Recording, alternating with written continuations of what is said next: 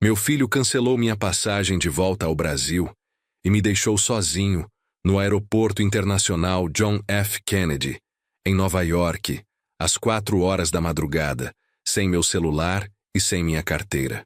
Uma empresária multimilionária se aproximou e sussurrou: "Finja ser meu marido. Minha motorista está chegando." Depois ela disse: "Seu filho vai se arrepender de ter te deixado aqui." E ela estava certa. Mas antes de continuarmos, confira se você já está inscrito no canal e escreva nos comentários de onde você está assistindo este vídeo. Meu nome é Rogério Nogueira, tenho 54 anos e jamais imaginei que minha própria carne e sangue fosse capaz de me abandonar em outro país como se eu fosse um estorvo descartável. Mas foi exatamente isso que Gabriel fez naquela madrugada gelada de novembro, enquanto segurava minha bolsa de documentos contra o peito e me olhava com um desprezo que eu nunca tinha visto antes nos olhos dele. Eu estava ali parado no meio do Terminal 5, cercado por pessoas que falavam inglês rápido demais para eu acompanhar, com o ar-condicionado congelando meu suor de pânico. As luzes fluorescentes brilhavam forte demais contra meus olhos cansados de uma semana inteira de viagem exaustiva. O cheiro de café americano misturado com fast food enjoava meu estômago vazio. Tinha 54 anos, usava uma camisa polo azul marinho já amarrotada demais, e sentia minha pressão subindo perigosamente. Aquele formigamento familiar estava começando nas pontas dos dedos. 20 minutos antes, Gabriel tinha explodido comigo na fila do check-in. Gritou que eu era um parasita na vida dele, que nunca fiz nada além de atrapalhar seus planos, que estava farto de bancar meus caprichos. Caprichos? A palavra ecoava na minha cabeça enquanto observava os outros passageiros passarem por mim com suas malas de marca. Eu estava ali porque tinha juntado cada centavo da minha indenização trabalhista durante 1 ano e meio para realizar um sonho antigo. Conhecer Nova York, ver a Estátua da Liberdade de perto, caminhar pela Times Square, sentir que ainda existia um mundo além da rotina sufocante da minha vida em Belo Horizonte. Mas Gabriel exigiu me acompanhar para garantir que você não vai torrar tudo em besteira e depois ficar me pedindo dinheiro emprestado. Foram as palavras dele. Aceitei porque no fundo patético do meu coração de pai, ainda acreditava que aquela viagem poderia nos aproximar, que finalmente poderíamos conversar como homens, que talvez, só talvez, ele parasse de me olhar com aquele ressentimento que eu nunca entendi completamente. A discussão começou por causa de um upgrade de assento. Eu tinha perguntado ao atendente se seria possível trocar meu lugar para ficar no corredor, já que minhas costas estavam doendo depois de uma semana inteira andando pela cidade. Só isso. Uma pergunta inocente. Gabriel interpretou como desrespeito ao dinheiro dele, porque segundo ele tinha pagado pela viagem toda. Não pagou, mas já vou chegar nisso. Você é patético, pai. Ele cuspiu as palavras bem baixinho para que só eu ouvisse, enquanto sorria para o atendente do balcão. Sempre foi. Mamãe morreu tentando escapar de você, sabia? Tentando respirar longe da sua mediocridade. Aquilo me cortou profundo.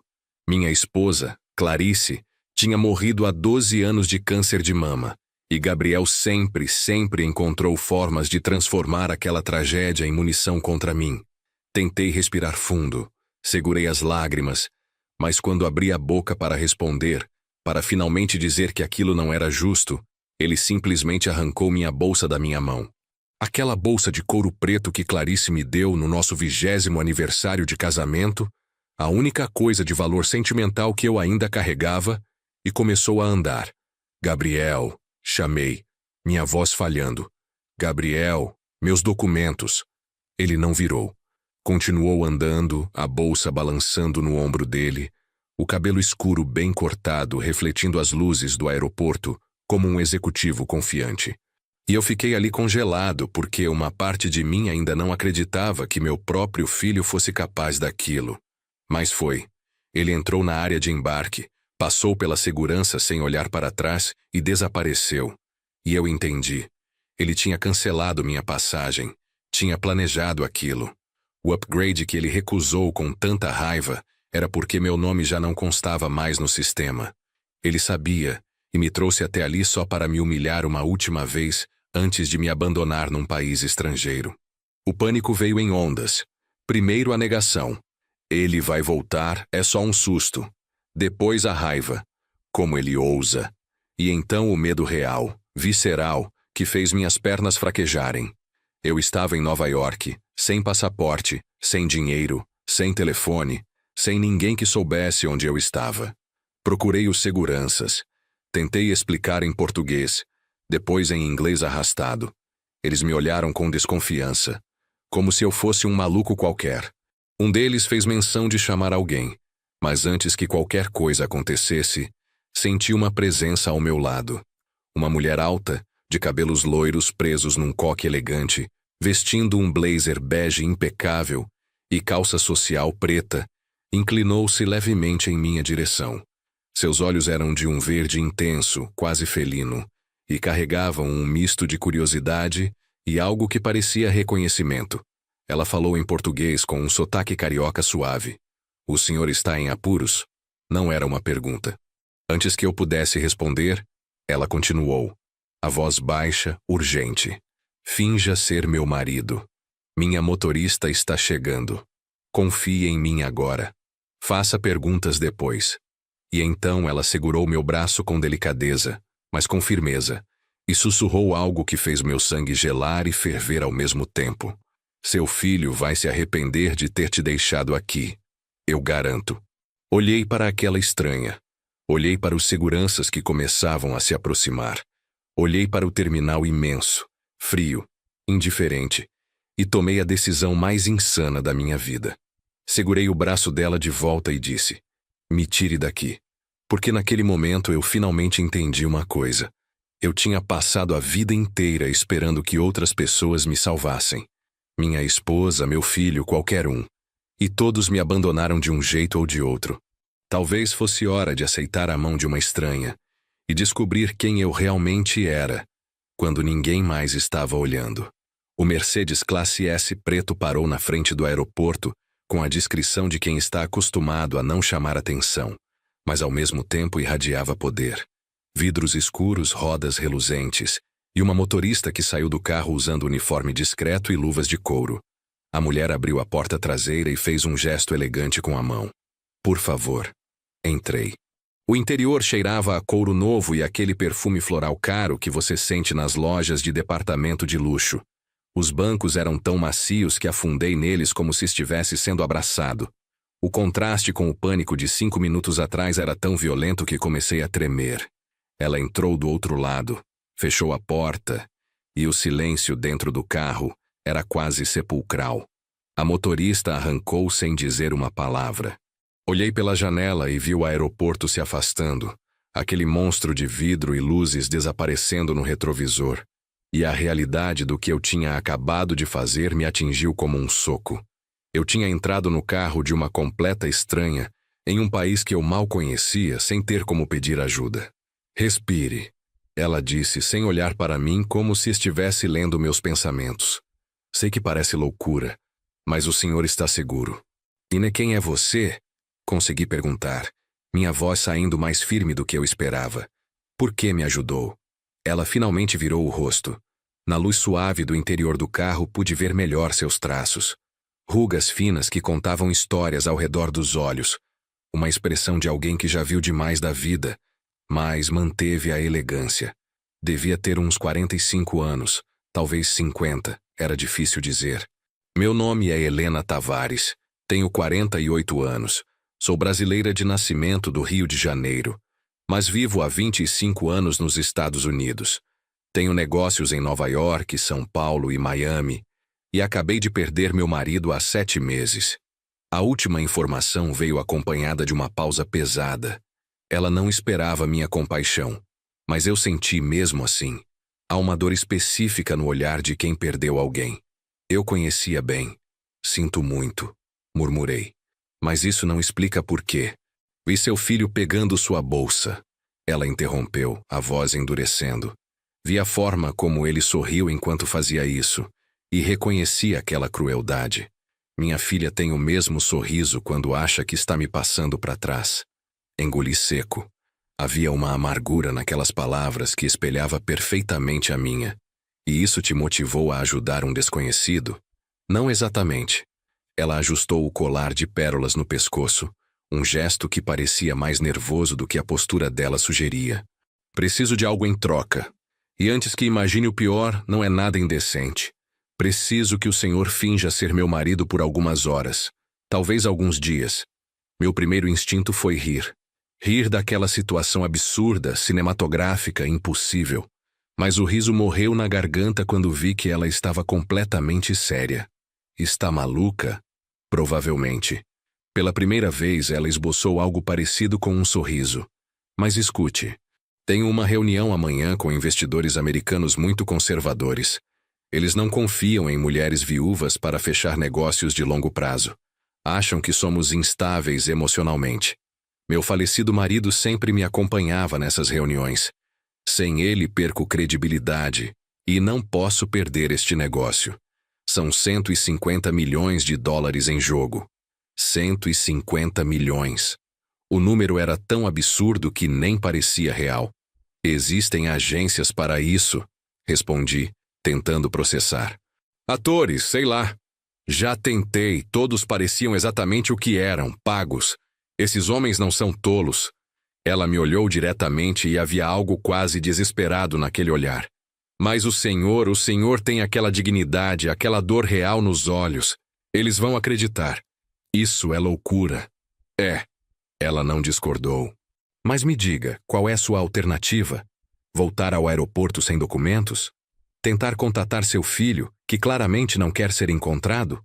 Ou aceitar minha proposta, dormir em um quarto confortável, comer uma refeição decente e amanhã conversamos sobre próximos passos com a cabeça fria? Cada palavra era uma verdade que eu não queria admitir. Ela tinha razão. Eu não tinha para onde ir. Não tinha como voltar.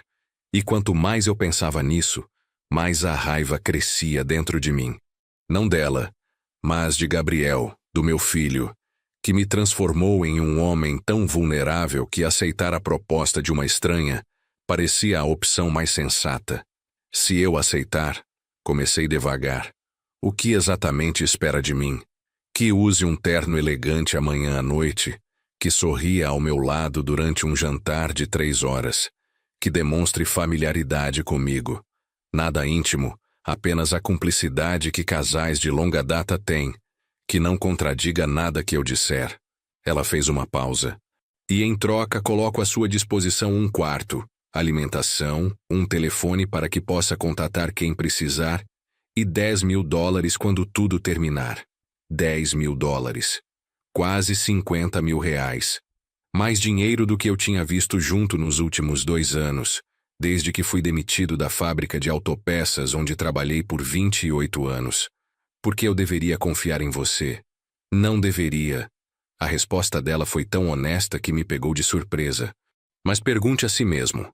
Alguém que quisesse te prejudicar ofereceria dinheiro? Faria questão de que você tivesse um telefone. Eu poderia ter simplesmente levado você a qualquer lugar, mas estou sendo transparente porque, estranhamente, acho que podemos nos ajudar. O carro fez uma curva e começamos a atravessar a ponte do Brooklyn, iluminada. Lá fora, Nova York brilhava como uma constelação terrestre. Luzes que tocavam as nuvens. Prédios que pareciam desafiar a gravidade. Um mundo completamente diferente de tudo que eu conhecia em Belo Horizonte. E talvez fosse isso. Talvez eu precisasse desse mundo diferente. Dessa loucura. Porque o mundo antigo, aquele onde eu era pai devotado, onde me sacrificava em silêncio, onde aceitava migalhas de respeito, esse mundo tinha me cuspido em um aeroporto estrangeiro sem um pingo de piedade. Olhei para Helena. Realmente olhei. Vi uma mulher cansada, talvez tão cansada quanto eu, tentando manter um império de pé, enquanto as pessoas que deveria amar a apunhalavam pelas costas. Vi alguém que entendia a solidão de ser descartável aos olhos dos próprios filhos.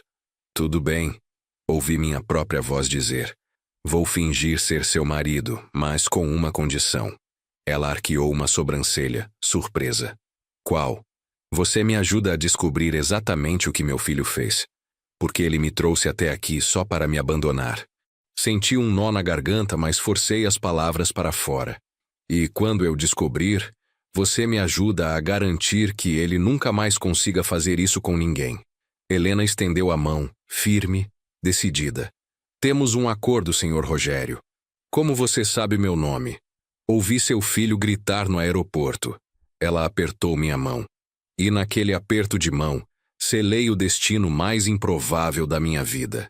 Porque às vezes, quando o chão desaba sob seus pés, a única escolha sensata é aprender a voar, mesmo que isso signifique voar de mãos dadas com uma estranha. A cobertura de Helena ficava em Manhattan, na região de Tribeca, numa rua arborizada que parecia saída de um filme. O porteiro nos cumprimentou em inglês e ela respondeu com familiaridade.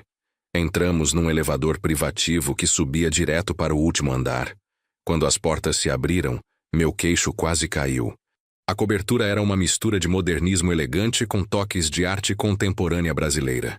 Piso de madeira clara, janelas do chão ao teto com vista para o rio Hudson, obras de Romero Brito nas paredes, uma estante imensa cheia de livros em português e inglês. Meu Deus, sussurrei, incapaz de conter a reação. É só uma casa, Helena disse, mas havia um tom de tristeza naquelas palavras. Uma casa muito grande para uma pessoa sozinha. Uma mulher apareceu da cozinha. Devia ter uns 60 anos, cabelos grisalhos presos num coque, usando um vestido discreto azul marinho. Seus olhos eram gentis e carregavam sotaque nordestino quando falou. Esta é a Josefa, apresentou Helena. Ela cuida da casa, é de Recife, está comigo há 15 anos. Seja bem-vindo, Sr. Rogério, Josefa disse com um sorriso maternal. Preparei o quarto de hóspedes principal. O senhor deve estar exausto. Exausto era um eufemismo. Eu estava esgotado física e emocionalmente, mas antes que pudesse seguir Josefa, Helena tocou meu braço levemente. Precisa de roupas. Amanhã de manhã vou levá-lo para escolher um terno apropriado para o jantar. Até lá descanse. Ela hesitou. E Rogério, obrigada. Sei que isso é estranho, mas garanto que não vai se arrepender. Subi as escadas de mármore atrás de Josefa, cada degrau ecoando no silêncio absurdo daquela casa. O quarto era maior que minha sala e meu quarto juntos em Belo Horizonte.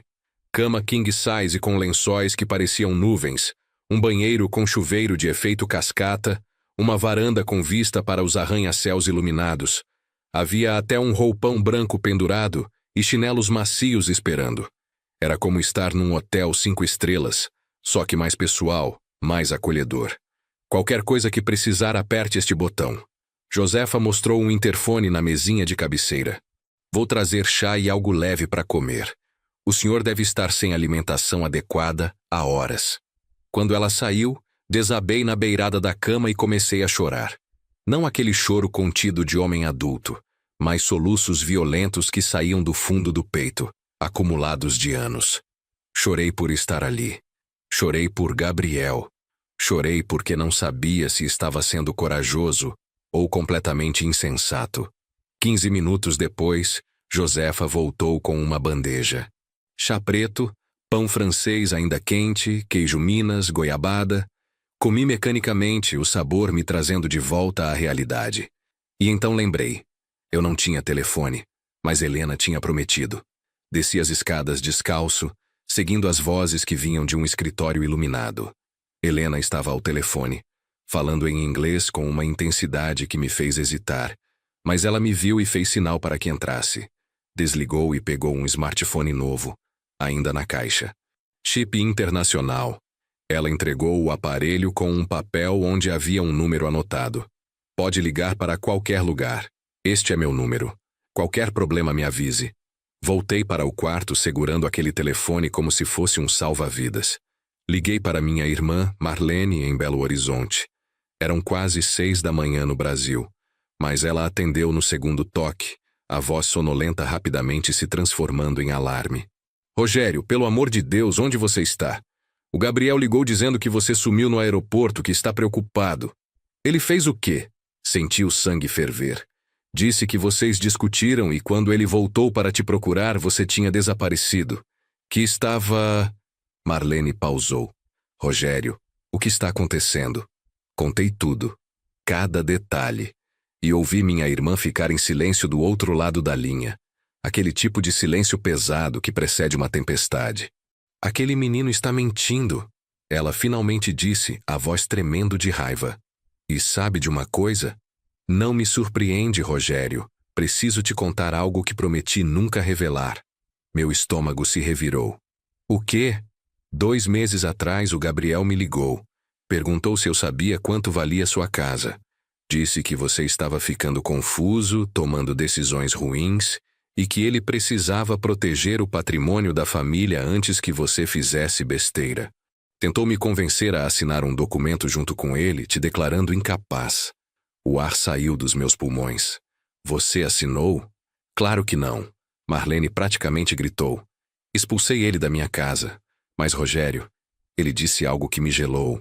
Disse, meu pai matou minha mãe com negligência e vai pagar por isso, nem que eu passe o resto da vida cobrando. As paredes do quarto pareceram se fechar. Sentei na cama, o telefone escorregando na minha mão suada. Ele realmente acredita nisso? Que eu matei a Clarice? O câncer não foi culpa de ninguém, Rogério. Marlene disse firmemente. Ela teve o melhor tratamento que vocês podiam pagar. Não. Senti as palavras saindo antes de conseguir pará-las. Eu demorei para levá-la ao médico, Marlene. Ela reclamou do caroço por 3 meses, e eu disse que era besteira, que era só um cisto. O laudo disse que se tivéssemos diagnosticado mais cedo, as chances de cura seriam de 80%. Meu Deus. Menti para o Gabriel. Continuei, a voz quebrando. Disse que foi tudo muito rápido, que não tinha o que fazer. Ele tinha 15 anos. Não queria que crescesse me odiando. Marlene ficou em silêncio. Depois perguntou a única coisa que importava. O que você vai fazer agora? Olhei ao redor daquele quarto luxuoso. Pensei em Helena lá embaixo. Pensei em Gabriel, que naquele momento provavelmente estava de volta ao Brasil, achando que tinha se livrado de mim. Vou sobreviver. Respondi, minha voz mais firme do que eu esperava. Vou fazer esse favor para a Helena. Vou receber meu dinheiro e vou voltar para o Brasil preparado para finalmente enfrentar meu filho com a verdade. Toda ela. Desliguei o telefone e fiquei ali sentado na escuridão, processando. Durante 12 anos carreguei a culpa pela morte de Clarice. Durante 12 anos aceitei o desprezo de Gabriel como penitência merecida. Durante 12 anos fui o pai que pedia desculpas por existir. Mas algo tinha mudado ali, naquele quarto, naquela noite absurda em Nova York. Talvez fosse o cansaço, talvez fosse a raiva, talvez fosse simplesmente o fato de que, pela primeira vez em décadas, alguém tinha me olhado não como pai culpado ou viúvo patético, mas como um homem que merecia ser salvo. Deitei na cama de nuvens e dormi. E se sonhei? Não lembro. Só sei que quando acordei, o sol entrava pelas cortinas, Manhattan brilhava lá fora, e havia uma determinação nova queimando no meu peito. Gabriel queria que eu pagasse pelo passado. Então eu ia começar cobrando o presente, com juros. Josefa bateu na porta às 9 da manhã, trazendo café brasileiro forte, pão de queijo ainda quente, e a informação de que tínhamos 4 horas para me transformar em marido de empresária bilionária. O desafio parecia impossível, olhando para meu reflexo no espelho. Cabelos grisalhos despenteados, barba por fazer, olheiras fundas, rugas que pareciam mais profundas sob aquela luz clara da manhã. Mas Helena tinha outros planos. Me levou a uma loja na Quinta Avenida, onde os vendedores me trataram como importante assim que mencionou o sobrenome dela. Experimentei ternos que custavam mais que 6 meses do meu antigo salário. Escolhi um na cor cinza chumbo, elegante sem ser chamativo, que escondia a barriga que anos de cerveja e churrasco tinham me dado, mas realçava a postura que 28 anos carregando peças pesadas na fábrica me deram. Costas largas, ombros firmes, aquela presença silenciosa de quem já comandou equipes em turno noturno. Sapatos de couro italiano, gravata azul marinho discreta, cabelo cortado e barba aparada por um barbeiro que cobrou $200 e conversou comigo em português com sotaque paulista. Quando terminaram, Olhei no espelho e quase não me reconheci. Não porque estivesse irreconhecível, mas porque fazia tanto tempo que não me arrumava para mim mesmo, só para agradar expectativas alheias de pai prestativo e invisível. Voltamos para casa, e era estranho já pensar naquele lugar como casa, no meio da tarde. Helena estava na varanda trabalhando no laptop, e quando me viu vestido, um sorriso genuíno iluminou o rosto dela. Ficou perfeito. Ela disse simplesmente, fechando o computador. Vão acreditar completamente. Helena, chamei antes que ela continuasse. Preciso que você me conte sobre seu marido. Preciso saber com quem fingi casar. Ela parou, virou, e naqueles olhos verdes vi a mesma exaustão que eu carregava. Meu marido, Fernando, morreu de infarto fulminante. 7 meses de avisos que ele ignorou porque era workaholic obsessivo. Ela sentou numa poltrona, de repente parecendo muito mais velha. Morreu no escritório, sozinho, às 3 da manhã, revisando contratos. Encontraram ele 12 horas depois. O peso daquelas palavras preencheu o silêncio. Minha filha, Júlia, interpretou isso como fraqueza minha. Disse que se eu tivesse sido mais presente, mais atenciosa, ele não teria se matado de trabalhar. Tentou me fazer assinar uma procuração, alegando que eu estava emocionalmente comprometida para gerir os negócios. A amargura na voz dela era palpável. Recusei, obviamente. Então ela começou uma campanha silenciosa para me desacreditar junto aos sócios. Espalhou que estou deprimida, que tomo decisões erráticas, que preciso de supervisão. Este negócio de amanhã é minha chance de provar que ainda comando meu império. Mas os investidores são conservadores. Uma viúva solitária não passa confiança. Acham que vou fazer escolhas desesperadas. E vai? Perguntei. Ela riu sem humor. Já fiz. Coloquei você no meu carro. Touché. Passamos a tarde ensaiando. Ela me contou sobre a empresa. Importação e exportação de têxteis brasileiros para o mercado americano, com sede em Nova York e filiais em São Paulo, Miami e Los Angeles. Me ensinou nomes dos sócios, detalhes sobre nossa vida de casados que precisávamos manter consistentes. Como nos conhecemos numa feira de negócios em São Paulo há 20 anos. Quantos filhos tínhamos? Só Júlia para ela, só Gabriel para mim. Onde passamos nossa lua de mel? Mentira elaborada sobre búzios. Mas entre as mentiras ensaiadas, verdades escapavam. Ela me contou que Fernando era obcecado por trabalho, que tinha mãos que construíam negócios, mas não sabiam abraçar, que nos últimos dias ele mal falava com ela, absorto em planilhas e projeções.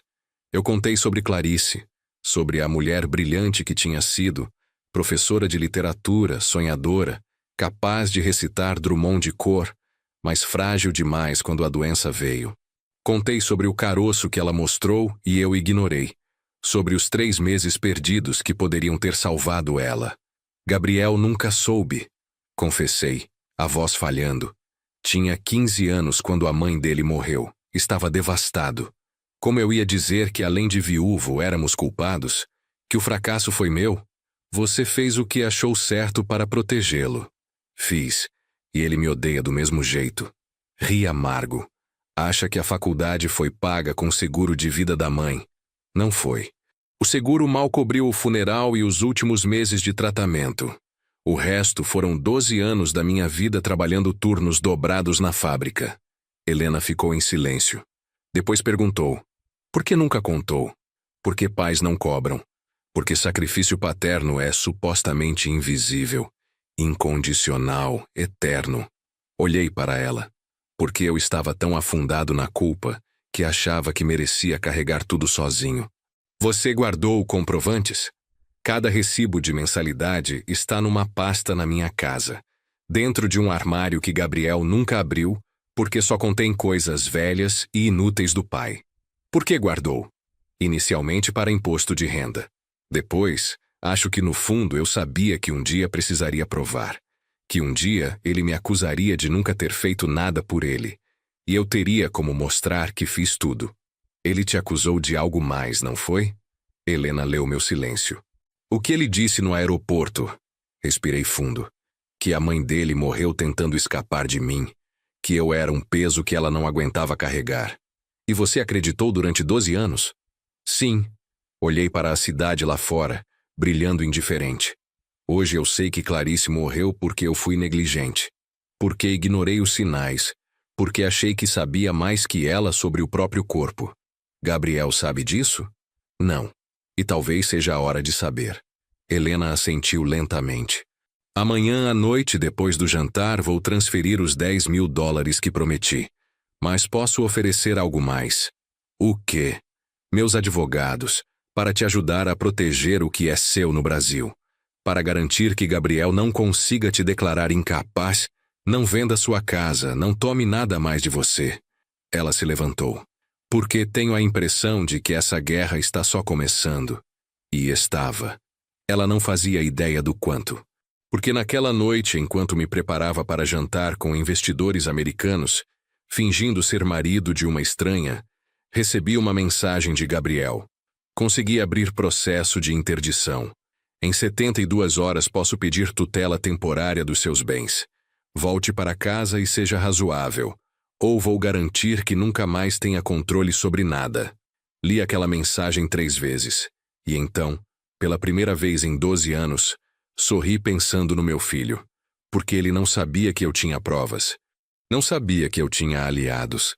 E definitivamente não sabia que o pai patético e submisso tinha acabado de morrer no aeroporto de Nova York. O que tinha sobrado era algo muito mais perigoso. Um homem sem nada a perder. O jantar aconteceu em um restaurante no último andar de um prédio em Midtown Manhattan, com vista panorâmica para o Central Park iluminado. Chegamos em uma limusine porque aparentemente Mercedes era casual demais para aquela ocasião. 4 investidores americanos nos esperavam. Homens na faixa dos 50 e 60 anos, vestindo ternos impecáveis, com olhares que avaliavam cada detalhe. Helena me apresentou em inglês. Sua mão levemente apoiada no meu braço, um toque que parecia natural, ensaiado. Mas quando nossos olhos se encontraram por um segundo, vi algo além da encenação. Gratidão real. A conversa fluiu em inglês durante a maior parte do tempo. Eu sorria nos momentos apropriados, bebia água enquanto eles tomavam vinho tinto caro, e observava. Um deles, William, tinha o hábito de ajustar os óculos quando estava considerando algo sério. Outro, Thomas, ria alto demais e batia na mesa quando concordava. O terceiro, Richard, quase não falava. Apenas observava com olhos analíticos. O quarto, James, parecia o líder, aquele que tomava as decisões finais. Foi James quem se dirigiu a mim diretamente, em inglês pausado e claro, como quem fala com estrangeiro. Senhor Nogueira, Helena menciona que o senhor tem experiência em logística e produção. Conte-nos. Todos os olhares viraram para mim. Helena ficou imperceptivelmente tensa. Respirei. Coloquei o copo de água na mesa com cuidado e disse a verdade, no melhor inglês que consegui. Trabalhei 28 anos como supervisor de produção na Metalúrgica Horizonte em Belo Horizonte. Comecei como operário de chão de fábrica aos 22 anos. Subi cada degrau até assumir gestão completa de 3 turnos, 120 funcionários. Silêncio. Depois, William perguntou, por que saiu? Poderia ter mentido, inventado qualquer desculpa elegante. Mas olhei para Helena e vi nela o mesmo cansaço de carregar máscaras. Então respondi. A fábrica fechou. Crise econômica. 28 anos de experiência viraram indenização que mal cobriu 6 meses de despesas. Pausei. E quando fiquei desempregado aos 53 anos, percebi que tinha me esquecido de quem eu era, além de trabalhador e pai. Então parei de procurar emprego e passei 1 ano sendo invisível. A sinceridade cortou o ar como faca. Thomas parou de rir. Richard inclinou a cabeça, reavaliando. E James assentiu lentamente, como se eu tivesse passado em algum teste não declarado. Honestidade, ele disse em português acidentado. Rara em nossos círculos. O resto do jantar fluiu mais fácil. Eles falaram sobre o negócio. Expansão da rede de distribuição de têxteis brasileiros para o mercado americano. Investimento em tecnologia de rastreamento, parcerias com varejistas de grande porte. Helena apresentou números, projeções, estratégias. E quando terminou, James se virou para mim novamente. Seu marido concorda com este investimento? Helena congelou. Aquela pergunta não estava no roteiro. Olhei para os números ainda abertos no tablet sobre a mesa. 28 anos de experiência em logística me fizeram ver algo que talvez os outros tivessem perdido. Respirei fundo e disse, em inglês, com ressalvas. A projeção para a distribuição em Los Angeles está otimista demais, considerando os custos de transporte. Mas o mercado de Miami está subvalorizado. Há potencial ali que os números não capturam completamente. O silêncio foi absoluto. Helena me olhou com uma mistura de choque e algo que parecia admiração. E então James começou a rir, uma gargalhada genuína que ecoou pelo restaurante. Helena, minha cara, seu marido entende mais de logística que metade dos consultores que nos apresenta. Ele bateu na mesa. Fechamos o acordo, mas com a condição de que ele revise os planos para Miami. 3 horas depois, estávamos de volta à cobertura. O contrato estava assinado. 150 milhões de dólares garantidos. E eu tinha acabado de improvisar uma participação que não estava prevista. Helena serviu 2 copos de vinho brasileiro na varanda. Ficamos ali olhando Manhattan iluminada, o silêncio pesado entre nós. Desculpe, disse finalmente. Não devia ter opinado. Estraguei o roteiro. Estragou? Ela virou para mim, e pela primeira vez vi um sorriso completo naquele rosto. Rogério, você salvou a negociação. James estava testando. Queria ver se você era real ou fachada. E você não apenas foi real, foi brilhante. Foram só 28 anos vendo logística mal planejada. Não foi instinto, foi competência. Ela bebeu um gole pensativo. Preciso te fazer uma proposta, e desta vez não é fingimento. Meu estômago apertou. Ouço. Case comigo de verdade. 6 meses. Contrato formal com cláusulas claríssimas. Ela levantou a mão antes que eu protestasse. Escute tudo antes de recusar. Você receberia 50 mil dólares depositados em conta sua, intocáveis. Moraria aqui? Trabalharia como consultor nos projetos de logística? Salário separado de 5 mil dólares mensais. Teria proteção legal completa. Meus advogados garantiriam que Gabriel não tocasse em nada seu no Brasil. Por que faria isso? Porque Júlia está tentando me afastar da empresa. Um casamento legítimo, com o marido ativo nos negócios, destrói o argumento dela de que estou emocionalmente instável. Helena me encarou. E porque, sinceramente, hoje à noite vi algo que não via há anos. Alguém que entende meu mundo e pode me ajudar a protegê-lo. Mais 6 meses e depois, divórcio amigável. Você fica com o dinheiro, com as conexões que fizer, com a experiência. Volta para o Brasil ou fica aqui, escolha sua. Mas garanto, Gabriel nunca mais vai poder te diminuir, porque você terá patrimônio próprio, independência real. A proposta era insana, maior que qualquer coisa que eu imaginara. Mas olhei para aquela mulher sozinha apesar da fortuna, traída pela própria filha, tentando proteger o legado de uma vida inteira. E vi meu reflexo. Tenho condições. Falei, minha voz surpreendentemente firme. Quais? Primeira, quero que seus advogados não só protejam meus bens, mas que investiguem exatamente o que Gabriel fez. Se vendeu minha casa ilegalmente, se forjou documentos, se cometeu qualquer crime. Quero provas. Feito. Segunda, este casamento é profissional. Quartos separados, vidas separadas fora dos compromissos públicos. Respeito mútuo, nada além. Concordo completamente. Terceira, hesitei, mas forcei as palavras. Se em algum momento eu me tornar um fardo, se atrapalhar mais do que ajudar, me dispensa sem culpa. Passei a vida sendo peso para meu filho. Não quero ser peso para mais ninguém. Helena colocou o copo na mesa e segurou meus ombros, me fazendo olhar para ela. Rogério, ouça bem. Você não é um fardo. Nunca foi. Seu filho inventou essa narrativa porque precisava de desculpa para a própria crueldade. Mas eu vi você hoje. Vi inteligência, experiência, coragem. Vi um homem que merece reconstruir a própria vida. Então, sim, aceito suas condições todas, mas adiciono uma minha. Você promete que vai parar de se desculpar por existir. As lágrimas vieram sem aviso, não de tristeza, mas de algo que eu nem sabia nomear. Alívio, talvez. Esperança. A sensação surreal de ser visto como ser humano completo pela primeira vez em décadas. Temos um acordo, sussurrei. 4 dias depois nos casamos em um cartório em Manhattan. Contrato de 6 meses. Testemunhas profissionais. Nada de romance. Apenas assinaturas em documentos que mudavam tudo. E quando voltei para a cobertura como Rogério Nogueira Tavares, tirei uma foto da certidão de casamento e enviei para Gabriel com uma única mensagem. Estou vivo, estou casado, e você não tem mais poder nenhum sobre mim.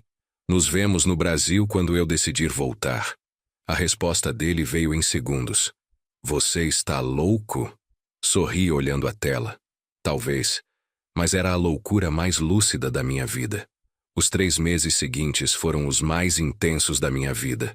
Helena não estava brincando quando disse que eu trabalharia como consultor. No segundo dia de casamento oficial, já estava em reuniões analisando rotas de distribuição e custos de transporte que nem existiam ainda. Minha rotina virou algo que eu jamais imaginei aos 54 anos. Acordar às 6 da manhã, café brasileiro forte preparado por Josefa, reuniões via videoconferência com distribuidores em 3 estados diferentes, almoços de negócios onde eu era apresentado não como o marido, mas como nosso especialista em logística e otimização de processos. Descobri que tinha um talento adormecido. Aqueles anos gerenciando turnos na fábrica não tinham sido apenas sobrevivência. Tinham me dado um olhar clínico para a eficiência, gargalos de produção, pontos cegos em projetos caros.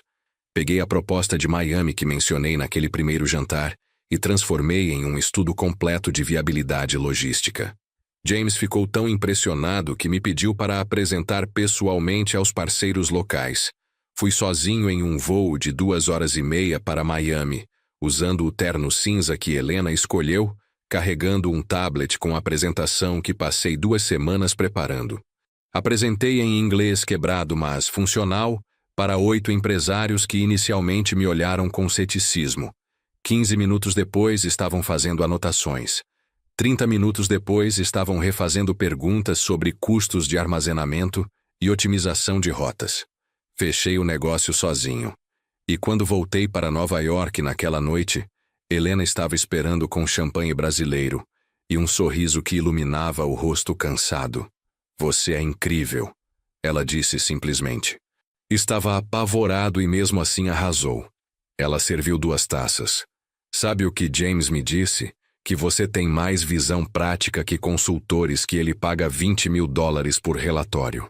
Bebi o champanhe sentindo algo estranho e novo. Orgulho.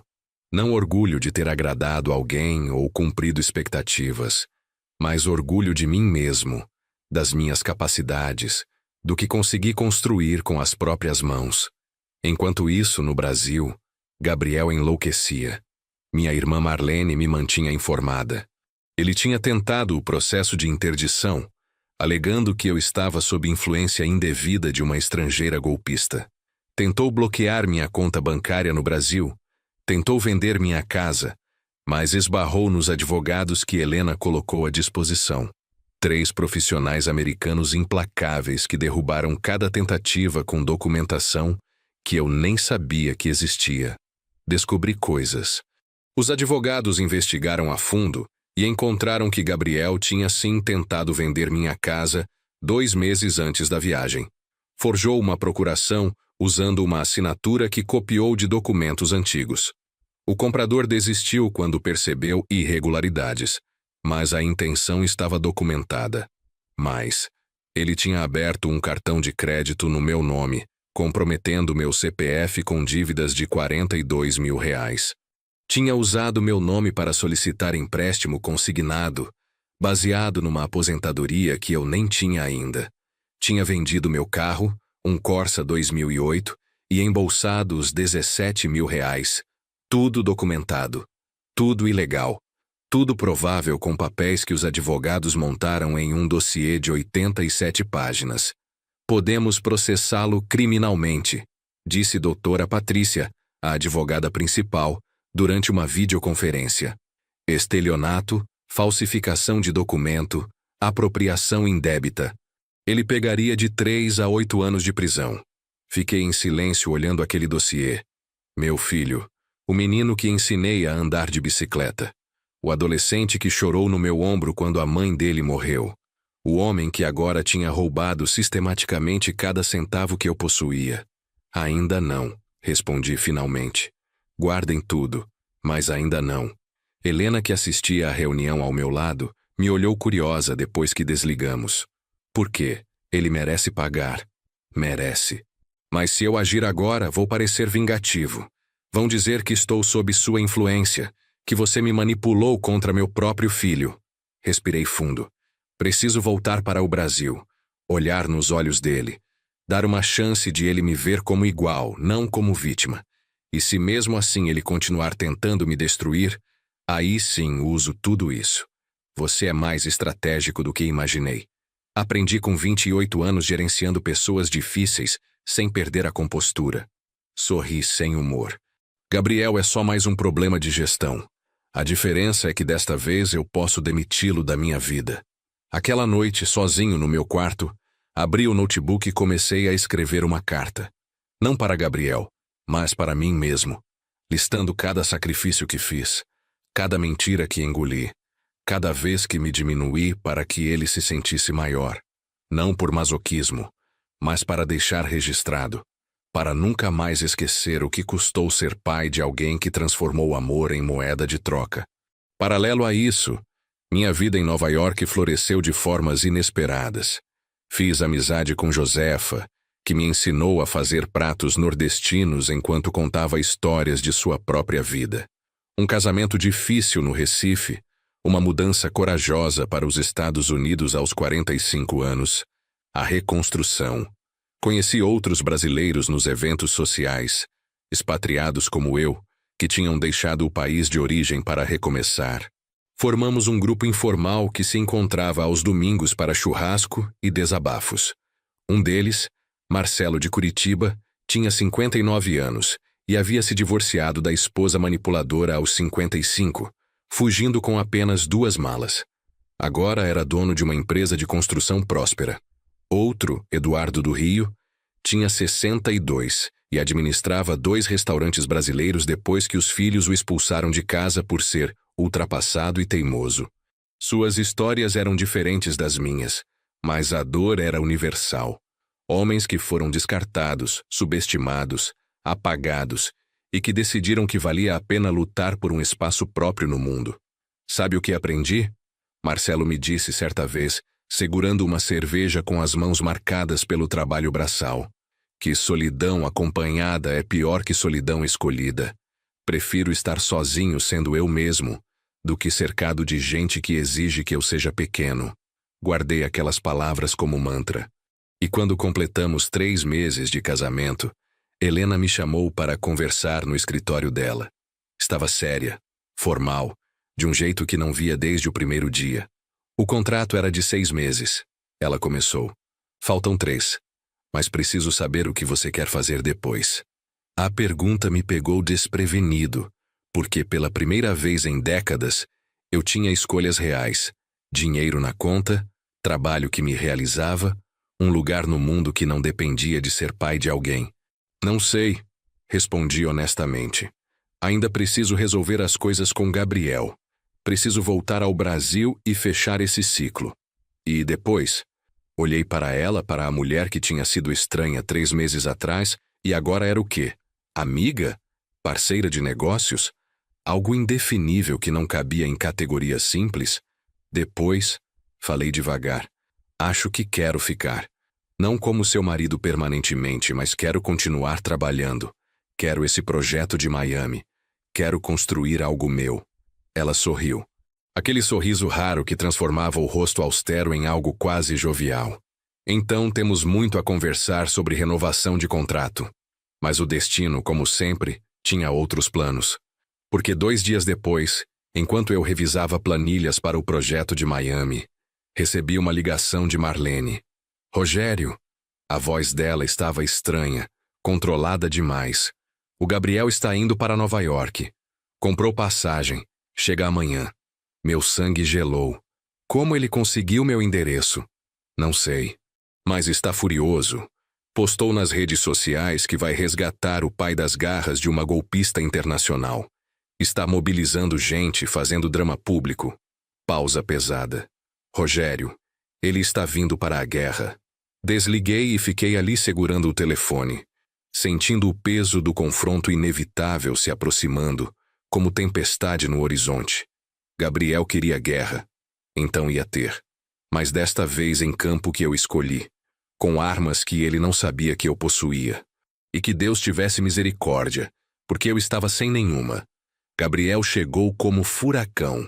Nem tocou a campainha, simplesmente entrou no lobby do prédio alegando emergência familiar ao porteiro. Subiu até a cobertura e começou a bater na porta com força, gritando meu nome como se estivesse convocando os mortos. Eu estava na sala, revisando contratos quando ouvi. Helena estava em reunião no escritório. Josefa veio correndo alarmada, mas fiz sinal para que não interferisse. Respirei fundo, alisando a camisa social que usava e abri a porta. Lá estava ele. Meu filho, cabelos escuros desgrenhados da viagem, olheiras profundas, barba por fazer, usando jeans e uma camiseta amarrotada, tão diferente do Gabriel sempre impecável que conheci. Mas era a expressão que me chocou. Ódio puro, destilado, maduro de anos acumulados. Finalmente, ele cuspiu, a voz ecoando no corredor. Achei que teria que chamar a polícia para entrar na fortaleza da sua Sugar Mommy. Cada palavra foi calculada para ferir. Antigamente teria funcionado, mas eu não era mais o homem que ele deixou no aeroporto.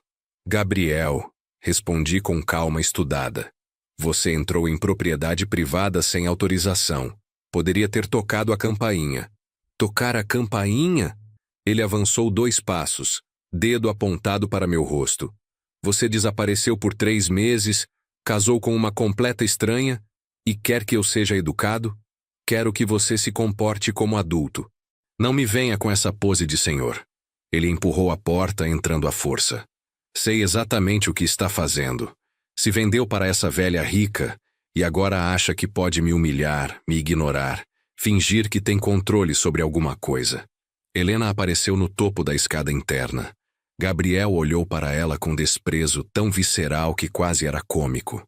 Então é você, a golpista que manipulou um homem vulnerável. Cuidado com suas acusações. A voz de Helena era gelo.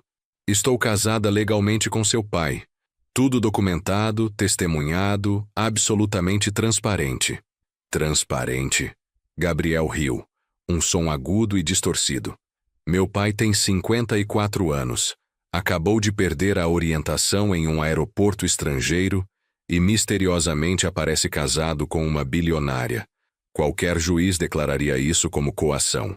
Qualquer juiz analisaria os fatos. Rebati, minha voz ainda controlada. E os fatos são: você me abandonou deliberadamente, cancelou minha passagem, pegou minha bolsa com documentos e dinheiro e desapareceu. Para te ensinar uma lição. Ele explodiu. E finalmente a máscara rachou completamente. Para você finalmente entender que não pode mais me sugar, me manipular, me usar como banco particular. O absurdo daquela inversão me deixou sem palavras por 3 segundos completos. Eu te usar? Sim. Gabriel estava tremendo inteiro agora. A vida toda você me fez sentir culpado. Culpado por ter nascido. Culpado por precisar de coisas. Culpado por estar vivo enquanto minha mãe morreu por sua negligência. Gabriel, sua mãe não morreu por negligência. Não minta para mim. Ele pegou um vaso decorativo da mesinha lateral e jogou contra a parede. O barulho da cerâmica explodindo foi brutal. Josefa ofegou do outro cômodo. Helena desceu 2 degraus, mas fiz sinal para que parasse, porque precisava ver até onde ia. Precisava que ele mostrasse tudo. Você matou minha mãe, Gabriel continuou, a voz agora mais baixa, mais perigosa. Com sua ignorância, Sua teimosia, sua recusa em ouvir quando ela dizia que tinha algo errado. Ela estava com câncer por meses e você disse que era frescura. Eu estava em casa quando ela me mostrou o caroço pela primeira vez. Falei cada palavra pesada. Você sabe disso. Estava em casa sendo negligente, sendo o que sempre foi, um fracasso. O silêncio que se seguiu foi denso. Helena estava prestes a intervir, mas levantei a mão parando-a, porque havia chegado o momento de devolver cada acusação, cada mentira, cada distorção que Gabriel construiu para justificar o próprio veneno. Mas antes que eu pudesse falar, ele puxou uma pasta da mochila que trazia. Vim preparado, disse, recuperando algum controle. Tenho aqui documentos provando que você está sendo manipulado, que esse casamento é fraude, que ela só quer acesso ao seu patrimônio. Pausou rindo amargo. Ou o que sobrou dele depois que você desperdiçou a indenização da fábrica em futilidades. Aquilo me acertou no estômago. A indenização. 68 mil reais que recebi quando a metalúrgica Horizonte fechou. Desperdicei? Repeti, minha voz finalmente subindo. Sim.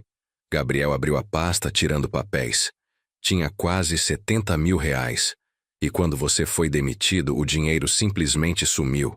Você não investiu, não guardou, não garantiu seu futuro. Onde foi esse dinheiro, pai? Pagando sua faculdade. Ele congelou. Mentira. Verdade. Avancei um passo. Sua faculdade de administração. 4 anos. Mensalidade de R$ 2.300. Pagos integralmente com a indenização que recebi. Não. Ele balançou a cabeça. O convênio da empresa cobriu minha faculdade. O convênio cobriu 50% do primeiro ano. O resto fui eu. Minha voz endureceu. E sabe o que acontece quando você paga faculdade particular sem ter renda fixa? Trabalha em qualquer coisa que aparecer. Fui segurança de supermercado aos 51 anos. Fui motorista de aplicativo aos 52. Fui entregador de gás aos 53. Tudo para que você não precisasse trancar o curso. Engoli seco. Vendi até a aliança de casamento da sua mãe para pagar a última mensalidade. Aquela aliança de ouro que ela me deu e pediu para nunca tirar do dedo. Gabriel estava pálido, mas não recuou. Se tivesse feito isso tudo, teria me contado. Teria jogado na minha cara. Porque pais não deveriam cobrar. Porque te amava mais do que amava minha própria dignidade. Minha voz quebrou, mas continuei. Porque achava que algum dia você veria. Que cresceria e entenderia que amor não precisa ser gritado para ser real. Amor? Ele riu, mas era riso desesperado. Você chama de amor me sufocar? Me fazer sentir que te devia algo a vida toda? Nunca pedi nada de você. Não precisava pedir, Gabriel. Gritei. E o som ecoou pela cobertura toda. Estava ali, sempre ali, com aquele olhar de vítima, com aquela resignação de fracassado. Comparava tudo que eu fazia com a mãe.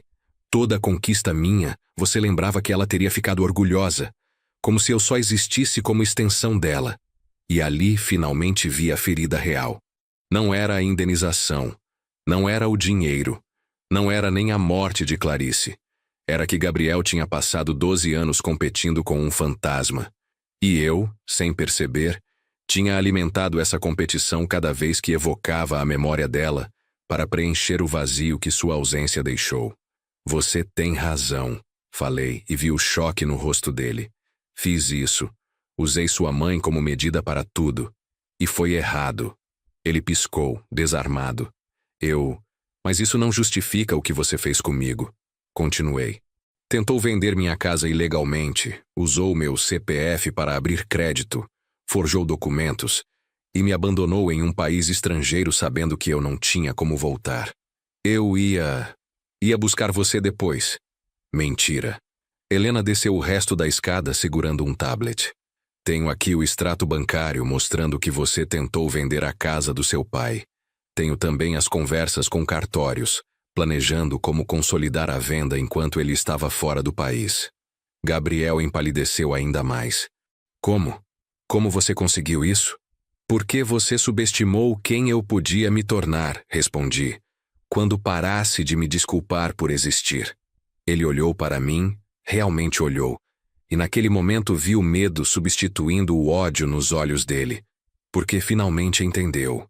O pai submisso tinha morrido em Nova York, e quem estava diante dele agora era alguém muito mais perigoso, alguém com nada a perder. Gabriel recuou 3 passos, tropeçando levemente no tapete persa. O medo nos olhos dele era novo. Ele nunca tinha me visto como ameaça real.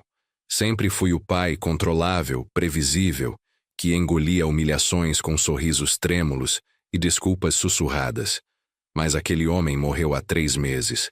Você está blefando, ele disse, a voz falhando. Não tem como ter acesso às minhas conversas privadas. Helena deslizou o dedo na tela do tablet, ampliando uma imagem. Virou o aparelho para que ele visse. Reconheci a interface. Prints de mensagens entre Gabriel e alguém identificado como Doutora Fernanda Cartório. Consegui o contato do comprador interessado. Se o velho assinar a procuração antes de viajar, posso registrar a venda enquanto ele estiver fora. Quando voltar, já era. A casa é minha. Gabriel leu em silêncio, o rosto perdendo toda a cor. Quando terminou, sussurrou. Isso é invasão de privacidade. Não vale em tribunal. Vale quando obtido legalmente através de investigação autorizada. Doutora Patrícia havia entrado pela porta dos fundos, trajando terno azul marinho impecável, pasta executiva na mão. Senhor Rogério me autorizou formalmente a investigar possíveis crimes contra seu patrimônio. E encontramos muito mais que conversas. Ela abriu a pasta sobre a mesa de centro, retirando documentos organizados em separadores coloridos. Cada movimento era teatral, proposital, desenhado para maximizar o impacto. Tentativa de falsificação de procuração.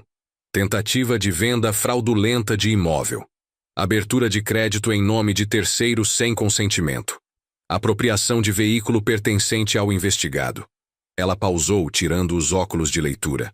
Somando tudo, estamos falando de estelionato, falsidade ideológica e apropriação indébita. Pena combinada.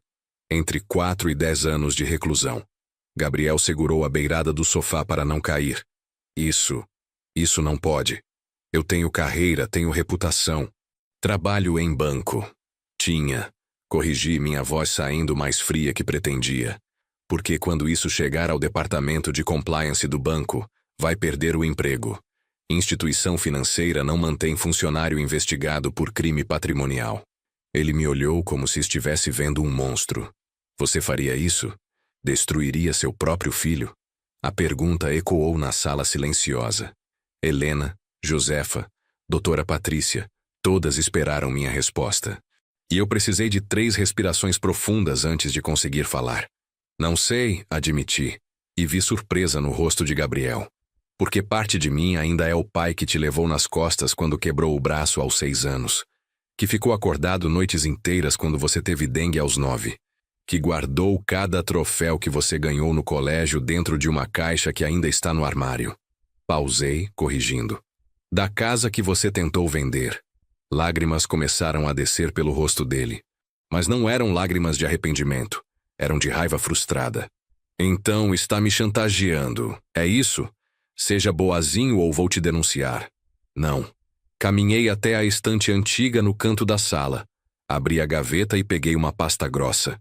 Era minha, que trouxe do Brasil escondida na mala que Gabriel não sabia que existia. Estou te dando algo que você nunca me deu. Verdade completa. Coloquei a pasta nas mãos dele. Gabriel abriu com dedos trêmulos. Dentro estava tudo. Cada recibo de mensalidade da faculdade paga em meu nome. Cada comprovante de transferência bancária. Cópias dos contratos de trabalho temporário que assinei aos 51, 52, 53 anos.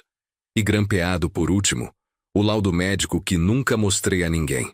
Relatório oncológico de Clarice Nogueira, com diagnóstico de carcinoma mamário em estágio 2. Observações médicas. Paciente relatou sintomas há aproximadamente 90 dias.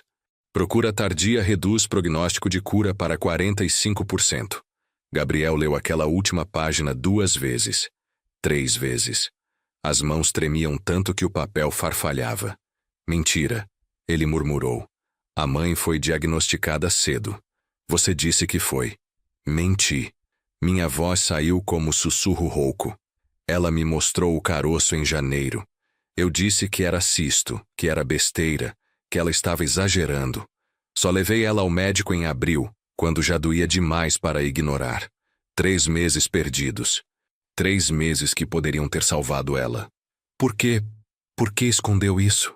Porque você tinha 15 anos, estava destroçado, chorava toda a noite chamando por ela. Senti lágrimas quentes descendo pelo meu rosto. Como eu ia chegar para um adolescente em luto e dizer: seu pai matou sua mãe por negligência, por teimosia, por achar que sabia mais que ela sobre o próprio corpo? O silêncio era sepulcral. Até Helena ficou sem palavras. Então engoli. Continuei, mais baixo agora. Engoli a verdade. Engoli a culpa. Engoli a injustiça de ter que proteger minha própria memória enquanto carregava o peso do que fiz. E trabalhei. Trabalhei até os ossos doerem, até esquecer como era ter um dia de folga, até me transformar em sombra do homem que fui, porque você precisava de um pai, e eu precisava pagar por ter tirado sua mãe de você. Gabriel desabou no sofá, a pasta caindo no chão, papéis espalhando pelo tapete como confetes macabros. Eu não sabia. Ele sussurrou. Porque nunca perguntou, nunca quis saber. Era mais fácil me culpar por tudo. E agora? Ele olhou para mim, e pela primeira vez em 12 anos vi vulnerabilidade real ali. Vai me processar? Vai me destruir? Olhei para a doutora Patrícia, para a Helena, para aquela sala luxuosa que era tão distante do mundo onde Gabriel e eu crescemos juntos, e tomei a decisão mais difícil da minha vida. Vou te dar uma escolha. Falei lentamente. Você devolve cada centavo que pegou. Cancela os créditos abertos no meu nome. Devolve o dinheiro do carro. Desiste de qualquer tentativa de vender minha casa. Tudo com juros e correção. Não tenho esse dinheiro todo. Então vende o que comprou com ele. Pega empréstimo, dá um jeito. Minha voz endureceu. Você tem emprego em banco, tem renda estável. Pode parcelar em 4 anos. Não me importo. Mas devolve. E se eu fizer isso, você não me processa? Se você fizer isso e reconhecer publicamente o que fez, pedir desculpas. Pausei, escolhendo cada palavra. Não criminalmente. Mas nossa relação acaba aqui. Você não é mais meu filho em nada além de genética. Não herda nada quando eu morrer. Não participa de decisões sobre minha vida. Não tem mais poder nenhum sobre mim. Mas eu sou seu único filho. E eu era seu único pai. Rebati. E você me abandonou em um aeroporto estrangeiro como se eu fosse lixo. As lágrimas agora eram reais. Soluços que sacudiam os ombros dele. E parte de mim, aquela parte paterna que 54 anos não conseguem matar completamente, quis abraçar, quis perdoar sem condições, quis voltar ao roteiro antigo onde eu absorvia a dor para que ele ficasse inteiro. Mas não fiz. Porque pela primeira vez, escolhi minha própria dignidade. Você tem 72 horas para decidir, disse doutora Patrícia recolhendo os documentos. Depois disso, entramos com representação criminal. Gabriel saiu daquela casa cambaleando. Não olhou para trás. E quando a porta se fechou, desabei no sofá onde ele tinha estado e chorei como não chorava desde o funeral de Clarice. Helena sentou ao meu lado sem tocar, apenas presente. Fez a coisa certa. Ela disse suavemente. Então por que dói tanto? Porque amor de pai não tem interruptor de desligar, mas tem interruptor de proteger a si mesmo. E você finalmente achou o seu. Fiquei ali naquele silêncio de decisões irreversíveis, sabendo que tinha atravessado uma linha que não tinha mais volta. E estranhamente, me senti mais livre do que nunca. 4 dias se arrastaram como semanas. Gabriel não deu sinal de vida, nenhuma mensagem, nenhuma ligação, nenhuma resposta aos prazos estabelecidos. Doutora Patrícia me ligava diariamente perguntando se deveria protocolar a representação criminal. Eu pedia mais 24 horas, depois mais 24, segurando uma esperança patética de que ele escolheria fazer o certo. No quinto dia, Helena me chamou para o escritório dela. Estava sentada atrás da mesa de vidro temperado, mas havia algo diferente na postura. Uma tensão nos ombros que não combinava com a mulher controlada que conheci. Preciso te contar algo, ela começou, dedos entrelaçados sobre a mesa. E vai mudar tudo entre nós. Meu estômago apertou. Depois de 3 meses naquele mundo surreal, tinha aprendido que frases assim nunca vinham seguidas de boas notícias. O quê? Quando te conheci no aeroporto, disse que precisava de um marido para reuniões de negócios, que era necessário para manter credibilidade. Ela pausou escolhendo palavras. Era verdade, mas não era a verdade completa. Levantei devagar da cadeira onde estava sentado. Explica. Minha filha, Júlia, não está apenas tentando me afastar da empresa. Ela está tentando me declarar mentalmente incapaz. Tenho um processo correndo em tribunal de Nova York, argumentando que meu luto me tornou inapta para decisões financeiras. Mas você está perfeitamente sã. Eu sei.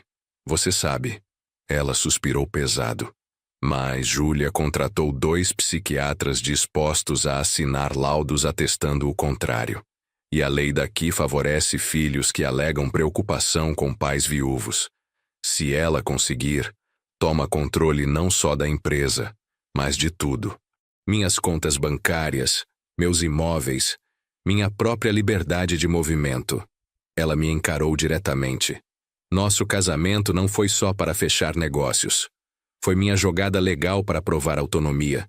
Uma pessoa capaz de estabelecer contrato matrimonial válido, de manter relacionamento funcional, de tomar decisões complexas sobre a própria vida, não pode ser declarada incapaz.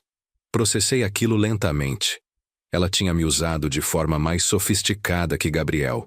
Com mais gentileza, mas tinha me usado do mesmo jeito.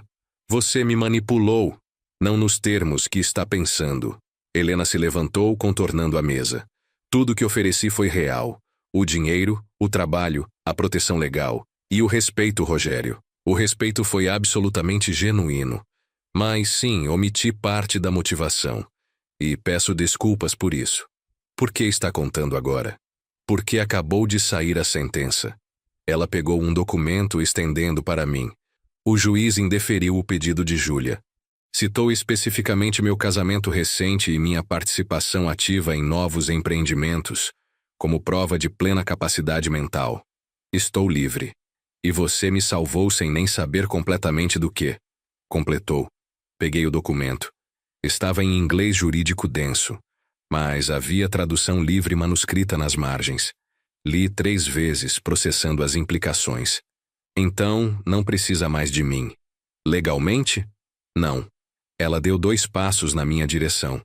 Mas em todos os outros sentidos, Rogério, estes 3 meses foram os primeiros desde a morte de Fernando, que não me senti completamente sozinha. Você trouxe vida para esta casa, inteligência para os negócios e uma companhia que eu não sabia que precisava tanto. Aonde quer chegar? Nosso contrato termina em 3 meses, mas gostaria de propor algo diferente. Não um novo contrato. Não uma extensão do arranjo profissional. Ela hesitou, e pela primeira vez vi insegurança real naquela mulher. Mas um recomeço real. Conhecer um ao outro sem máscaras, sem necessidades urgentes nos forçando. Apenas 2 pessoas que talvez possam construir algo genuíno. Fiquei em silêncio. Parte de mim queria gritar que ela tinha mentido, que era igual a todos os outros. Mas outra parte, a parte que amadurecera nesses 3 meses, entendia. Ela tinha feito o que precisava para sobreviver. Exatamente como eu. Preciso pensar. Respondi finalmente. Compreensível. Ela voltou para trás da mesa. Mas, Rogério, saiba que meus sentimentos não foram estratégia. Admiro você, genuinamente. Saí daquele escritório com a cabeça girando. Fui para meu quarto, tranquei a porta e fiquei ali olhando Manhattan através da janela, tentando decidir quem eu era agora, porque o homem que entrou naquele Mercedes 3 meses atrás queria apenas sobreviver, mas o homem que eu tinha me tornado Esse queria viver. Realmente viver. O telefone tocou. Número desconhecido. Prefixo brasileiro. Alô, pai. A voz de Gabriel estava destroçada. Eu preciso conversar com você pessoalmente. Você pode vir ao hotel onde estou hospedado? Meu primeiro instinto foi recusar. Mas algo no tom dele, quebrado, vulnerável, sem a armadura de arrogância, me fez hesitar. Qual hotel? Roosevelt. Quarto 412. Por favor, é importante. Desliguei e fiquei ali segurando o telefone, sentindo o peso de decisões se acumulando. Helena confessando meias verdades. Gabriel pedindo conversa. Minha própria vida esperando definição. Desci e encontrei Helena na sala lendo relatórios. Gabriel quer conversar. Avisei. Vou encontrá-lo. Ela levantou imediatamente. Levo você. E fico esperando se precisar. No caminho até o Hotel Roosevelt em Midtown, nenhum de nós falou. Mas, quando chegamos, ela segurou minha mão brevemente. Seja qual for a decisão que tomar, disse. Sobre ele, sobre mim, sobre sua vida, escolha você. Não o que é esperado. Não o que é mais fácil. Você. Subi até o quarto 412 com o coração batendo descompassado. Toquei a campainha. A porta se abriu. Gabriel estava descalço, usando moletom, cabelos bagunçados, rosto inchado de choro. E ao lado dele, sentado na poltrona da suíte, estava alguém que não esperava. Um homem de uns 40 anos, vestindo terno casual com pasta de documentos no colo. Não vou ficar se ele estiver aqui. Avisei imediatamente. Quem é? Dr. Mário, meu terapeuta. Gabriel disse rápido. Pedi que viesse porque preciso de testemunha do que vou dizer. E preciso de alguém que me impeça de fugir das palavras certas. Fiquei parado na porta, avaliando. O terapeuta acenou com a cabeça, respeitoso. Senhor Rogério, estou aqui apenas como suporte. Pode ficar tranquilo. Entrei devagar. Gabriel fechou a porta e ficou ali de pé, tremendo. Eu li tudo. Ele começou, a voz falhando. Cada recibo, cada comprovante, cada contrato de trabalho temporário. Passei os últimos 4 dias fazendo as contas. Puxou um papel amassado do bolso do moletom. Você trabalhou 1.240 horas extras em 3 anos para pagar minha faculdade. Isso dá, em média, 21 horas extras por semana, além das 40 regulares. Lágrimas começaram a descer pelo rosto dele. Você trabalhou 61 horas por semana, pai. Aos 51, 52, 53 anos. Enquanto eu reclamava que você nunca estava em casa, que não ia às minhas formaturas, que era ausente, fiquei em silêncio, porque não havia nada a dizer. Eram fatos, números frios que contavam uma história que ele nunca quis ouvir. E a mamãe? Ele sentou na beirada da cama, as pernas falhando. Li o laudo, li as observações médicas, 90 dias de atraso. Olhou para mim, olhos vermelhos. Você carregou essa culpa sozinho por 12 anos? Porque era minha culpa carregar. Não era. Ele praticamente gritou. Você não é médico. Você não tinha como saber. Ela mesma poderia ter ido ao médico sozinha se estivesse tão preocupada. Gabriel, não. Não. Ele se levantou agitado. Passei 12 anos te culpando por algo que talvez nem fosse sua responsabilidade. E quando li aquele laudo, quando vi que você protegeu a memória dela me deixando odiar você no lugar dela, A voz dele quebrou completamente. Dr. Mário se levantou, colocando a mão no ombro de Gabriel. Respire. Você consegue. Gabriel respirou fundo 3 vezes. Depois olhou para mim com uma intensidade que não via há anos. Fui ao banco hoje.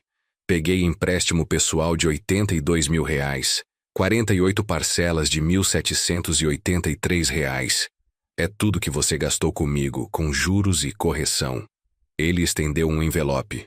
Está aqui. Comprovante de transferência para sua conta. Peguei o envelope com mãos trêmulas. Abri. Dentro estava um comprovante de TED Internacional. R$82.263 depositados em minha conta brasileira 2 horas atrás. Cancelei os créditos que abri em seu nome. Paguei as dívidas do cartão. Devolvi o dinheiro do seu carro. Desisti de qualquer reivindicação sobre sua casa. Ele puxou mais papéis da pasta que Dr. Mário segurava. Está tudo aqui, documentado, autenticado. Meu queixo tremeu. Tentei falar, mas as palavras não saíam. E tem mais. Gabriel respirou fundo. Escrevi uma carta. Para a tia Marlene, para os primos, para os conhecidos da família. Contando o que fiz. Pedindo desculpas publicamente. Por te abandonar. Por tentar roubar de você. Por passar 12 anos te transformando em vilão da minha história. Ele enxugou o rosto com as costas da mão. Não estou pedindo perdão, pai, não mereço. Mas estou pagando o que devo. Literalmente. E estou reconhecendo publicamente que fui eu quem destruiu nossa relação. Não você. Fiquei ali parado, segurando aqueles papéis, sentindo o peso de 12 anos sendo reavaliado em uma tarde. Por quê? Consegui sussurrar. Por que agora? Porque Dr. Mário me fez uma pergunta. Gabriel olhou para o terapeuta que assentiu encorajador. Ele perguntou, se seu pai morresse amanhã, você conseguiria viver com o que fez? Silêncio absoluto. E a resposta foi não. Não consigo. Ele deu 2 passos na minha direção. Não consigo viver sabendo que transformei o homem que me criou em inimigo. Que usei a morte da minha mãe como arma. Que tentei te roubar depois de você ter se sacrificado por mim. Gabriel, deixa eu terminar, por favor. Ele limpou as lágrimas. Não sei se vamos ter relacionamento depois disso. Você disse que nossa relação acaba, e eu aceito. Mereço. Mas precisava que você soubesse que eu entendi. Finalmente, entendi. Dr. Mário se levantou. Senhor Rogério, posso falar? Assenti, ainda sem voz. Trabalho com Gabriel há 6 meses. Ele me procurou porque estava tendo ataques de pânico, insônia, raiva que ele mesmo não entendia. O terapeuta escolheu as palavras. Levou 5 meses para ele admitir que a raiva era com ele mesmo. Não com você. Com ele. Por não ter sido o filho que a mãe dele merecia. Por não ter conseguido salvá-la. Por ter sobrevivido quando ela morreu. Olhei para Gabriel, que tinha virado o rosto envergonhado. Culpa de sobrevivente. Dr. Mário continuou. É uma das formas mais destrutivas de luto. E Gabriel canalizou essa culpa transformando você em responsável. Porque era mais fácil te odiar do que olhar para o próprio fracasso imaginário. Eu tinha 15 anos. Gabriel sussurrou. Não consegui salvá-la. Não consegui fazer ela rir quando estava com dor. Não consegui ser filho bom o suficiente para que ela quisesse lutar mais. E ali, finalmente, vi. Não um homem de 27 anos, mas um menino de 15, preso em um luto que nunca processou, culpando a si mesmo de formas que nem entendia. Gabriel, minha voz saiu rouca. Sua mãe não morreu porque você não foi bom o suficiente. Ela morreu porque câncer não escolhe quem merece viver. Mas se eu tivesse insistido para ela ir ao médico antes... Você tinha 15 anos. Segurei os ombros dele, forçando-o a me olhar. Era criança. A responsabilidade era minha, não sua. Então, por que eu me sinto culpado há 12 anos? Porque é mais fácil carregar culpa do que aceitar que algumas coisas não têm culpado, que às vezes a vida simplesmente tira quem amamos e não há nada que possamos fazer. Gabriel desabou no meu peito chorando como não chorava desde o funeral de Clarice. E eu segurei meu filho, aquele homem quebrado que tinha sido menino assustado, e chorei com ele. Choramos por Clarice. Choramos pelos 12 anos perdidos. Choramos pelo que poderia ter sido se tivéssemos conversado de verdade, sem armaduras, sem acusações, apenas como 2 pessoas tentando sobreviver à mesma perda. Quando nos separamos, Dr. Mário estendeu uma caixa de lenços. Ambos pegamos, assoando o nariz como idiotas, e pela primeira vez em 12 anos, sorri olhando para meu filho. Obrigado, disse simplesmente. Por pagar, por reconhecer, por tentar. Nossa relação realmente acabou? Ele perguntou, a voz pequena. Olhei para aquele homem, para os papéis na minha mão, para os 12 anos de dor que talvez, só talvez, pudessem começar a cicatrizar. Não sei. respondi honestamente. Mas podemos descobrir. Devagar, sem expectativas, apenas tentando ser honestos um com o outro. Gabriel assentiu, enxugando o rosto. Posso te ligar? Às vezes? Não para pedir nada. Só para... conversar? Pode. E naquele quarto de hotel anônimo em Manhattan, 2 pessoas começaram o longo caminho de volta para algo que talvez, eventualmente, pudesse se parecer com família. 2 meses depois, eu estava sentado na varanda da cobertura em Tribeca, observando o rio Hudson refletir o pôr do sol alaranjado. Na mesa ao lado, relatórios do projeto de Miami que inauguramos 3 semanas antes. Taxa de distribuição otimizada em 23%. Custos reduzidos em 18%. Lucro no primeiro mês acima das projeções. Meu celular vibrou. Mensagem de Gabriel, que agora morava em São Paulo, trabalhando em outro banco depois de ter pedido demissão do anterior. Pai, comecei terapia de grupo para luto. Tem outros filhos que perderam mães jovens. Está ajudando. Obrigado por sugerir. Sorri. Nos últimos 2 meses, Gabriel e eu tínhamos conversado pelo telefone 3 vezes por semana. Conversas curtas, cuidadosas, onde ambos pisávamos em ovos. Mas eram conversas reais. Sem acusações. Sem amargura. Apenas 2 homens tentando se conhecer de novo. Helena apareceu na varanda trazendo 2 taças de vinho brasileiro. Nos últimos 2 meses, ela e eu tínhamos lentamente construído algo diferente do casamento de conveniência inicial. Ainda tínhamos quartos separados. Ainda mantínhamos vidas parcialmente independentes. Mas jantávamos juntos todas as noites. Assistíamos filmes brasileiros no sofá aos domingos. Conversávamos sobre negócios, sobre filhos, sobre perdas, sobre recomeços. Sentou na cadeira ao meu lado com um suspiro satisfeito. Os advogados mandaram a confirmação final. Júlia desistiu de todos os recursos. Está oficialmente encerrado. E como você se sente? Vazia. Triste. Mas também... Ela pausou procurando a palavra certa. Livre. Finalmente livre. Nos últimos meses, Júlia tinha tentado alguns recursos desesperados para reverter a decisão judicial. Mas cada tentativa esbarrou na realidade. Helena estava perfeitamente sã. Administrava uma empresa próspera e tinha um casamento que, embora não convencional, era funcional. Júlia ligou ontem. Helena disse suavemente. Quer conversar? E você vai? Não sei, ainda dói demais. Ela bebeu um gole de vinho. Mas o Dr. Mário disse uma coisa para o Gabriel que não sai da minha cabeça. O quê? Que perdão não é algo que damos de uma vez. É algo que construímos tijolo por tijolo, dia após dia, até um dia olharmos para trás e percebermos que a raiva não pesa mais tanto. Assenti. Era exatamente isso que estava fazendo com Gabriel. Tijolo por tijolo, conversa por conversa. O contrato de casamento vence semana que vem, Helena disse olhando para mim. 6 meses completos. Eu sei. E eu gostaria de fazer uma proposta diferente. Meu estômago apertou, mas era antecipação, não medo. Não um contrato novo. Não uma extensão com cláusulas, mas... Ela hesitou, e vi vulnerabilidade real naqueles olhos verdes. Mas continuar. Do jeito que estamos. Sem prazos. Sem obrigações legais. Apenas 2 pessoas que gostam da companhia uma da outra e querem ver aonde isso pode levar.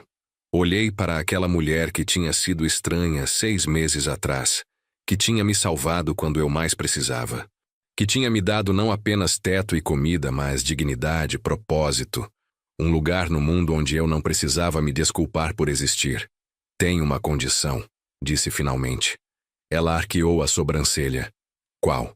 Que a gente tire férias, de verdade. Sem celulares, sem reuniões, sem trabalho. Só eu e você, em algum lugar tranquilo, descobrindo quem somos quando não estamos fingindo nada. Helena sorriu. Aquele sorriso raro que transformava o rosto inteiro. Búzios. Vamos para Búzios de verdade. Já que mentimos sobre ter passado lua de mel lá, que tal fazer direito? Rimos. E naquele riso havia leveza que nenhum de nós tinha sentido em anos. 3 semanas depois, estávamos em Búzios. Alugamos uma casa de frente para a praia, simples, aconchegante, sem luxo excessivo. Passávamos os dias caminhando pela areia, comendo peixe fresco em restaurantes de esquina, conversando sobre tudo e sobre nada.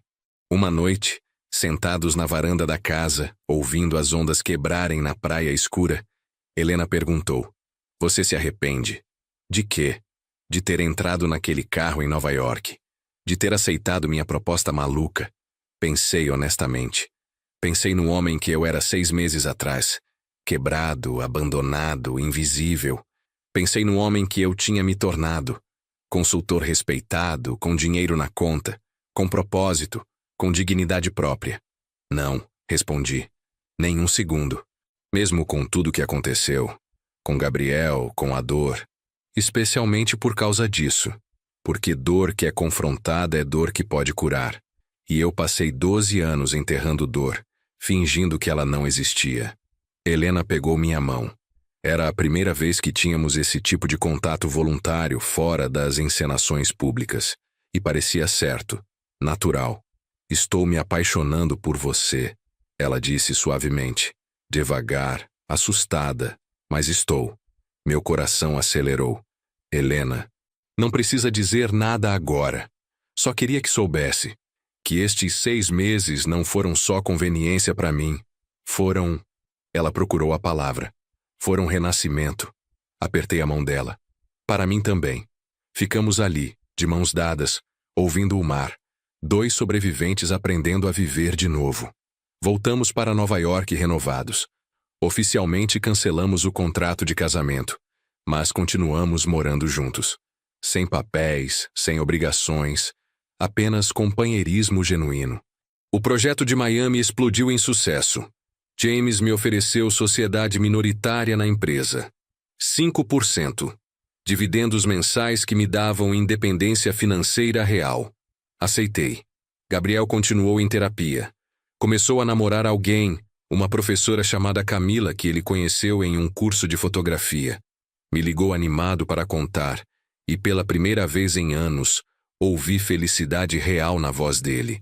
"Você aprovaria ela, pai. É gentil, paciente, me ajuda a ser versão melhor de mim mesmo. Quero conhecer", disse sinceramente. "Quando você se sentir pronto.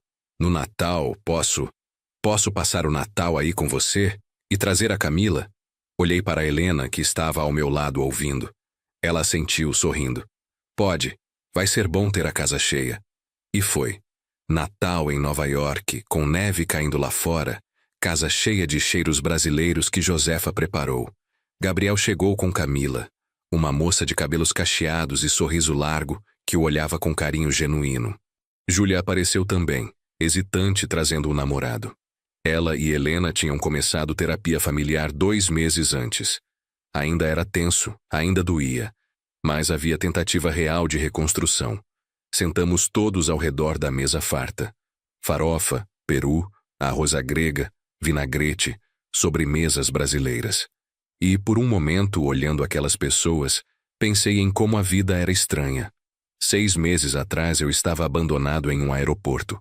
Hoje estava cercado de algo que parecia família, mesmo que fosse família remontada, improvisada, cheia de rachaduras visíveis. Gabriel levantou a taça de vinho. Um brinde ao meu pai, que me ensinou que nunca é tarde para recomeçar, e que perdão não é esquecer, mas escolher seguir em frente mesmo lembrando. Todos levantaram as taças. Bebi, sentindo lágrimas quentes nos olhos. Depois do jantar, Gabriel me chamou para conversar na varanda. Neve caía suave lá fora. Manhattan brilhava como presépio iluminado. "Pai, queria te dar uma coisa."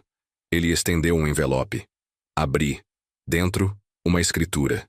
Minha casa em Belo Horizonte, transferida de volta para meu nome, com todas as tentativas de venda canceladas e registro limpo.